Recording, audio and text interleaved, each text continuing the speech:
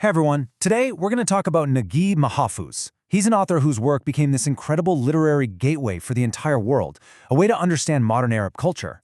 But how does that even happen? How does one writer's stories have such a massive impact? So let's just get right to the heart of it. Why him? I mean, out of so many brilliant writers, what was it about Nageeb Mahfouz that let him cross pretty much every cultural and linguistic border out there? Well, as you're about to see, the answer is way more complex and honestly more fascinating than you might think. Now, at first glance, the answer looks really simple. 1988. That was the year he won the Nobel Prize in Literature, which of course rocketed his name onto the global stage. But the prize, that was just the key. To really understand why people were so completely captivated by what he wrote, we need to walk through 4 different doors. We're going to start with Mahfouz as the great storyteller of Cairo. Then, we'll dive into how he changed the game for the Arabic language itself. After that, we'll look at the political ideas that run through his work. And finally, we'll get to know the man behind the legend. All right, let's step through that first door. You see, the world first got to know Mahfouz as the great chronicler of Cairo. He was the author who basically put this amazing, sprawling city on the global literary map. And critics in the West, they immediately got it. They saw him and thought, okay, we know this type. Just like Charles Dickens is London and Dostoevsky is St. Petersburg, they saw the 20th century Cairo that belonged to Nageeb Mahfouz. His stories were just completely tangled up with the city's streets, its sounds, its very soul. And especially in his masterpiece, the Cairo Trilogy, the city wasn't just some passive backdrop. No. For readers and critics, Cairo itself felt like a main character. It was alive, it was breathing, changing, and actively shaping the lives of everyone in the story. The family's destiny was the city's destiny. And he captured this character in 2 really crucial ways. First, there's the physical city. His novels literally trace the urban sprawl of Cairo as life spills out from the old historic Islamic heart of the city into these new modern districts like Abbasiyah. But even more important was the cultural shift. He captured how values and lifestyles were changing as this traditional society was wrestling with modernity. Okay, let's open that second door. And this one's a big deal, because this is about the language Mahfouz used. He didn't just tell stories about the Arab world, he fundamentally changed how the West perceived the Arabic language itself. You have to understand, before that Nobel Prize in 1988, finding a translated Arabic novel in a Western bookstore was rare. It was usually for a university class or for some think tank trying to, understand the region. It wasn't for you and me. But after 1988, bam, the floodgates just burst open. Suddenly, Mahfouz was everywhere, and he brought modern Arabic literature with him. And to really feel the weight of that, think about the before view. As thinkers like Edward Said pointed out, for centuries in the West, Arabic was mostly seen as the language of the Quran. It was the language of a very distant culture, of the other, and sometimes even the language of an adversary. Then along comes Mahfouz's novels, filled with these incredibly universal struggles about family and love and doubt and faith.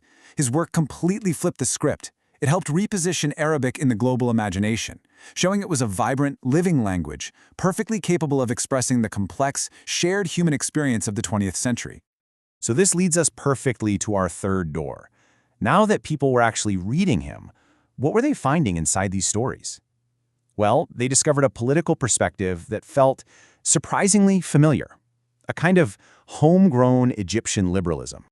And to get why this was so important, you got to remember that at the time, Western observers basically saw 3 big political currents in the Arab world. There was Arab nationalism, which was often at odds with the West. There were religious movements, which had a totally different worldview. And then there was liberalism, which felt the most recognizable in its values. And Mahfouz's writing, it's slotted right into that liberal tradition.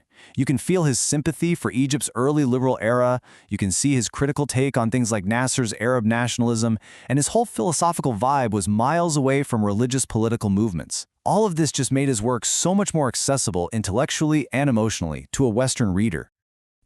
And this is so important, what made his liberalism so powerful was its authenticity. This was 100% Egyptian. This was not an idea imported from the West. And this is a really key contrast. A lot of the Arab liberal thinkers the West knew about had lived in Paris or London or New York. They were influenced by Western life. But Mahfouz? He almost never left Egypt. He was completely immersed in Cairo, and he only wrote in Arabic. His liberalism didn't come from a university abroad. It grew right out of the soil of his own city. He said it perfectly himself in his Nobel speech. He described himself as a son of two civilizations, Pharaonic and Islamic, and only after establishing that foundation did he say he drank from Western culture. That sequence, that authenticity, it made his voice incredibly powerful. And that takes us to our last and final door. Because beyond the city, the language, and the politics, the world became absolutely fascinated with the man himself, with Nageeb Mahfouz, the person. What first captivated everyone was his just profound simplicity. I mean, here's a Nobel laureate who, for most of his life, was a regular civil servant. He had this simple, unchanging routine, same coffee shops, same friends, day in, day out. And to the outside world, this wasn't just modesty, it felt like the mark of a true philosopher, someone totally grounded in his life. But this quiet, philosophical life was about to be completely shattered. At this age, 82 years old, an event happened that would seal his legacy in the world's eyes forever. In 1994, a young extremist who'd been told that Mahfouz's work was blasphemous attacked the elderly author. He stabbed him in the neck. The attack was just shocking, and it very nearly killed him. What happened next is the stuff of legend. The attack damaged the nerves in his arm, leaving him unable to write. But in his mid-80s, this man painstakingly retaught himself how to hold a pen and write again. And his public response to the attacker? It was one of incredible grace and forgiveness. That mix of resilience and deep humanity, it just solidified his status as an icon. This final chapter of his life really cemented that image of him as the wise elder. His last writings, these short, beautiful pieces called Dreams, feel like the final, distilled wisdom of a great philosopher, looking back on life, humanity, and the universe. It was just a remarkably poignant end to an incredible life. So, we're left with this question.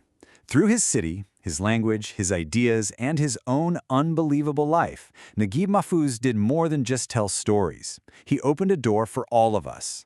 So, can one person's art really change how the world sees an entire civilization? In his case, the evidence is pretty darn compelling. Thanks for joining me.